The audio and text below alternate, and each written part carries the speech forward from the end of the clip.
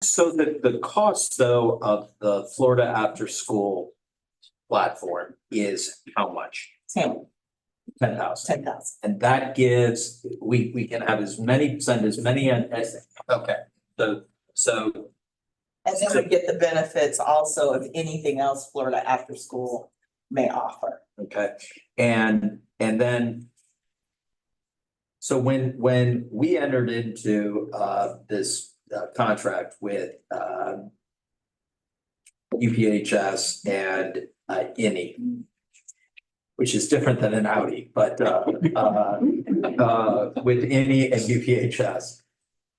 I don't know why I thought that was kind of a one-time expenditure. So this is broken up. So when we signed that contract, it was 288,000. Right. Part of that was paid last fiscal year. This 169 is the balance. It's just the second half. Okay. And by the way, I think the 10,000, I remember voting no on that one and the chair asking me why you voted no. So that's why when I saw it pop up again, I'm like, what? But 10,000, especially when we can send others and give them the ability to use it, that's money well spent in my opinion. And it keeps track of all the trainings. They develop a transcript. So it literally becomes the training platform that for $10,000 we can use through Florida After School versus us trying to create our own. Absolutely. Okay, all right. Program software. So you're going to see a big jump here. And let me tell you why. So if you remember, the program software had been approved for $150,000 the very first year I started. We did not spend it. So it carried over to the next year. That was simply for building our platform. So we made the first payments of that. The last payment was not billed until this year. It should have been paid last year. So that last $30,000 ended up carrying over, but we didn't budget for it, not realizing that it hadn't been paid. So when they contacted us and we realized that instead of, and this is no fault of theirs, but instead of them emailing the invoice like we had been used to getting, they mailed it. And we had a little bit of a problem getting that mail here. So once we figured out what happened, they got us the invoice and we got it paid, but we needed to adjust this budget for that amount because it was paid in this year instead of last year. The other increase you will see here is that we have what's called the SAMUS Collaborative. So after we pay for our SAMUS to be built, and that includes a financial piece, we pay the collaborative $30,000. And then we pay a $2,000 a month support, maintenance, all of that. So when we build this budget next year, it will only be for the collaborative costs, which is the $30,000, and then $24,000, which is the $2,000 a month. What's the purpose of the collaborative? I'm sorry. The collaborative is how we're able to get WebAuthor for an even more reduced amount.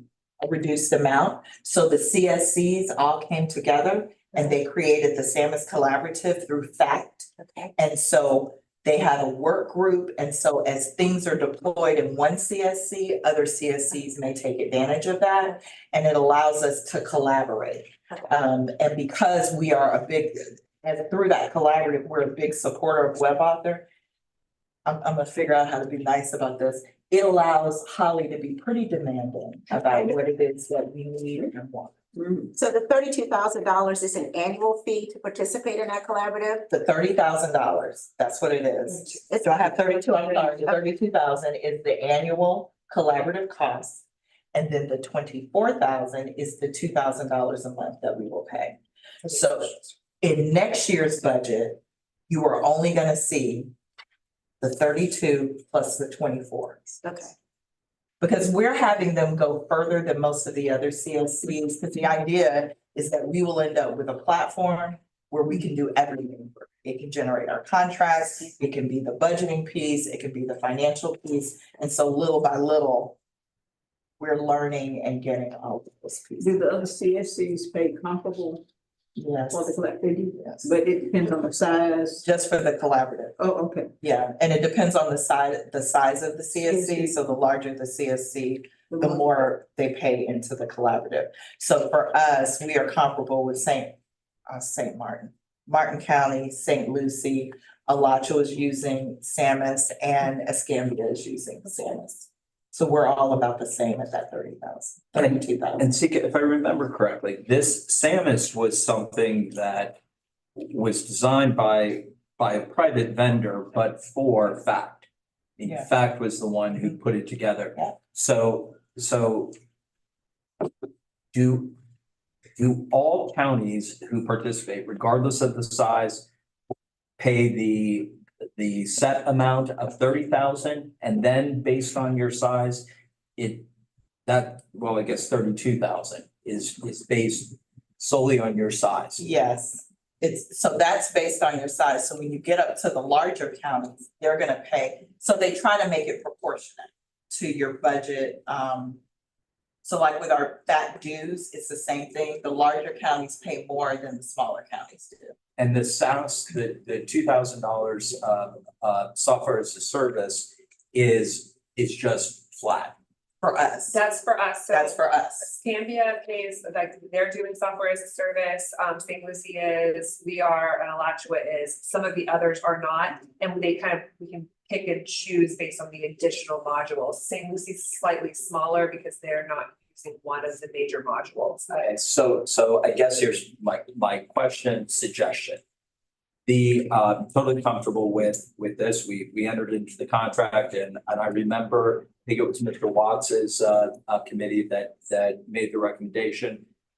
Here's the thing, and as a guy who represents companies like this, they've made their money. So everything is gravy.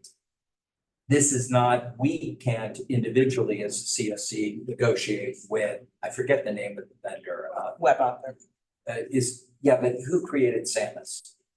web author, SAMUS is just an acronym. I know, but was, It's web author. web author. is it, okay? FACT and Michelle Watson can annually negotiate that gravy part with them, which will ultimately drive down our portion of it. And I just want to make sure that someone out there in YouTube land is listening, that I know what's going on here, and this is nothing but gravy. We pay year after year, and that's okay. It encourages people to come up with new products that make our life easier. Having said that, I do think there's a way of saving money, and FACT as an organization could facilitate that. Yes, So we have for this, the SAMUS Collaborative, our S3 group, what we have discovered is just that there's so many of us that are doing the SaaS part of it, that now we want to take ownership of that into our collaborative. So we're actually having those discussions with them as we speak, and the service software as a service. So Sarah Heath with FACT is helping to negotiate that conversation so that we as a collaborative can strategically place ourselves so that if they privately develop something for, say, Miami, and then I'm like, ooh, I want that because I heard Miami has it, and then they're charging us for it, then like you said, they're swimming in some gravy. We're now having those discussions and Sarah is negotiating that conversation on behalf of the S3 collaborative, the SAMUS collaborative. Good. Because as soon as Alachua, Leon and Escambia all came on board and we all shared what we were all paying and being charged and how that process went forward in terms of what we were growing on, that's when they all discovered, like, I don't want to say that's when they discovered it, but when it definitely came to light. So that conversation is happening. And so I do anticipate that we'll see a renegotiated SAMUS collaborative agreement absolutely. in the future. And Holly is really on top of that about SAMUS and much. But I mean, there is a reason that the creators of Microsoft, a great company, but are billionaires and the wealthiest people on the planet. And it's not because they are working hard every day to make a better product. It's because we're all buying the same product again and again and again. Anyhow, our All neighbors' right. dollars. Thank you. Absolutely. So for our research, program research and analysis, we're fine there. And so the next thing you'll see increase is under community outreach and events. And that one is increased because we had $7,600 that we had done in a sponsorship for Worlds of Work. They never sent us the invoice. And so the invoice came this year, so they had to pay it out of this year's money. And the best place to put it was at community outreach and events. So we increased the budget for that. So when you look at the new funds available for programming, we've actually moved a lot of that money into your priority area. And so we're at about 443,182. Now, let me say this does not include any money that is left over in the budget that Mr. Mitchell showed, the programming budget. So this does not include money for like Making Miracles Group Home where we had to stop that contract. So there's money left over there. The one we had to do is these Save Families. So they will not use all of their money. So as those financial reports come in and we get closer to the end of the year, we'll be able to show you kind of this pot of money that did not get used or absorbed, and it can be reallocated anyway. You know, we'll bring you suggestions, but if there are things that come up, we can reallocate And that. here's what this was, it was Dr. Glenn and I, who sort of had the last finance committee meeting where I was trying to show pots of money. And what I have found in 3 years is that we have 10 council members who all have big hearts. And we have a desire to say yes to as many programs as we can. I would suggest that when we have leftover funds because an entity went out of business or could no longer perform the services that we've contracted, that we should anticipate our hearts are not shrinking and that we might want to just leave that alone for the time being, because much like the summer funding that we were way over budget on, and much like the special needs funding that we were over budget on, we will always find a way to spend. And so I would just, God bless you, I thank you. It was a coffee. It was a cough and a sneeze all at the same time. Scott. Yeah. So I would just say that it's probably, one, it's not a very big amount of money.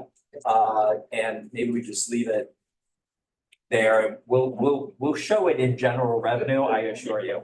And we'll spend. It will be, and to your point, you know, now we have FL class, so any money that is going unspent goes into one of those accounts so that it can be gaining interest. And I did not print those out for this meeting. I will do that for the next meeting. But we're still at about 5%. Yeah, I think it's 5.38. Again, I would love to take every penny I have and just pop it. So you a public entity, you and I. We serve our own government. Yes. A couple of things, Sika, can you just help walk me through the 3 million, in the 443,000, the difference, just $2.6 million difference there, what is?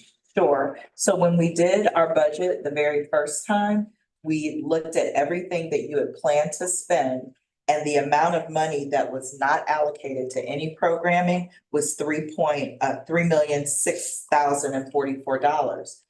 But when we gave you various programs, so summer enrichment, the special needs, and the perinatal, the prenatal and postnatal, that came in higher than what our estimates were. So you approved higher and it came out of that $3 million.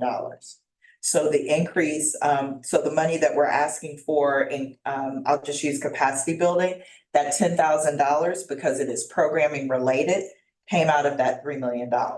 When we're looking at the perinatal, came in at 2.8 million. It comes out of that $3 million. And I think that's where it's confusing to me, because we're budgeting, it's over 2.25 years. So why wouldn't you budget 1.2, whatever the math is, the 2.8 divided by the number of months that 2.25 years comes out to? each year independently. That's why I think I have a hard time following what our fund balance is, whether that's, and there's two really fund balance. There's a restricted fund balance that talks about monies in your fund. So you rake all your eggs back into a basket. Then you have these 4 eggs are committed to these programs for the next year. They're already spoken for. And these other 6 eggs are not committed that you have available to spend. Does that make sense? It does So make it's hard for sense. me to, So what we'll do is so let me tell you how my mind thinks. Once the 2.8 is approved over two years, you pull that 2.8 out now. So that if something happens in that second so year, it's almost held like in a. Yes, like it's a held- purchase order. yes, Like it's held in a purchase order. right, It's a good way. that's it. Yep, All right. it's held in an account, it's held in an account. So the $4 million that you approve for FRCs is held in an account. The first that comes out of that will be the $609,000. If they spend that much, they may not spend that much, will come out of that. And so now that we've got some good programming going, we will start doing these year by year, not budgets, but year by year accounting, so that you can see the money that we started with the year that it came out of it, to make it a little more, So basically 100% of that 2.8 has already come out yes, as far as we're concerned. yes, Which then frees up the new money for next year. yes, you got it. And so I had the exact same question that he had, and so so for the 2.8, if we don't spend all of that, then it just Back goes right into the back pot. into, and then the $280,000, that's over 1.25 years, same thing, and then the 150 is just for the 1 year. Right, Right, okay. right. They're That's just just going in one these one accounts, okay. Okay. So just so you all know, Mr. Grayson and Ms. Snyder and myself sat down really to create sort of the picture for you all. And what I did in the one meeting, I sort of directed it at Dr. Glenn's questions, because once you find out how people begin to think about finances, you can tailor the dashboard so that they understand, not that you couldn't understand it, but so it's easy to understand the way you think of it. Right. And everybody does a budget differently. They just do. And so that was our attempt. Based on Dr. Glenn's questions to me, Yeah. I directed the entire presentation towards her questions. I can do the same thing for the two of you. It's easier for me to direct it towards the two of you because you both run government budgets, which is different than a personal budget. But we don't necessarily, but to your point, we don't, I mean, so when it comes back to the fund balance, will that money be included in the fund balance, or it will not be included in the fund balance? It's already been set aside. That $2.8 million, will it not then be included in the fund balance? You're So, asking me. yeah, so John can make it look whatever way we want him to look. So right now we're doing, well, not anyway, but I'm saying if I ask him to show it different ways. So when you see the balance in our accounts, it's the balance in our accounts. Then we have the balance that's sitting over in FL class, which is kind of included in all of this. No, but when you. So if you go back and look at our budget from the end of March, it looks like there's a little over $14 million of cash that we have. That includes this. Well, through the end of the year, we're not gonna spend, I don't know how much we spend, how much we currently spend a month. Depends. And so then, Program. so then all of that money would be considered a fund balance, and some of it is spoken for. And some of it, In the next year, and then some Right. of it's not spoken for. right. This is just a different way, and that's why I think I assume that this fund balance of $1.8 million seems very low to me. And the reason it's low is because we've already budgeted out the entire amount for out years, not just Exactly. for the current year. Yes. And the good thing is the way that it's shown is that as we take in new income, starting at the beginning of November of this year, that is money that hasn't been spoken for. And again, it's just the way that we show on paper that we have committed to fund a program for however long we've committed to, be it 30 months or 24 months or, but that's, if you ever want to see the buckets of money that have been allocated, that too, that's more, on the lines of, what Dr. Glenn asked for, and it's easy for us to do. It's coming to a meeting. I mean, that you're planning on this. Yes, doing that, right? yes, Okay. and it's sort of ripe for the discussion at this meeting because we are going to begin talking about how much is really left and how much do we want available to spend for the next year, which leads to the millage rate and based on projections. And so, one more question to Sika. What is the logic behind 2.25 years or 1.8 years or? So eventually, we want to try to get all of our contracts on the same schedule, but it depends on when it's approved and when it starts. So the reason why we do these quarter years is so that Remainder of hopefully, that year? eventually, we'll do all the contract starts on the same time. Now, we had started in that way and it kind of got off, but So it's basically the remainder of that fiscal year plus 2 years, whatever it is, you right? got it. Okay, all right. Thank you. So with this, just to finish up, so we'll be looking at about 7.4 million in programming, understanding that we haven't gotten all of our revenues in for the year. And so because we're required to pass a balanced budget, you'll see that we're at 9.5 million proposed and 9.5 million in revenue. So what we will be asking is that hopefully at the recommendation of this committee, we will bring this to the June meeting for the full council to consider and approve. We do not need to do a resolution. We only have to do that in the very beginning when we're doing it in accordance with the trend. I do have a question though. Yes. How is 95% of our budget to program investments and 16% to administrative expenses? Because administrative, remember, I moved some money into our salaries, so that increased every piece that went with that. And I'm adding a position. So even though Jacinta is getting promoted, we're gonna rehire her position. So literally, we're going from 5 positions to 6 positions. We also had a little bit of an increase. So if you go back to the first page, in the areas where I had to increase because, where is it? Are you asking because the math, Oh, the percentage. because the math goes to 100. I think that she's saying that this is 6. Right. Oh, okay, no. So what you should be looking at is, this is 95% of our total revenue. Okay, So we're spending 95% of our total revenue on programming. okay. And then where did the 16%? And then the 16% is just the administrative percentage without That's in the reserve. It's in the Okay. 95%. Yeah, and then Reserve. 5% without the reserve, Without- because we don't calculate the reserve into the expense. Okay, And then just one more clarification since we're here. So that So- it's clear, 16% is built into the 95%. Yes. So you don't really get Does that make 111%.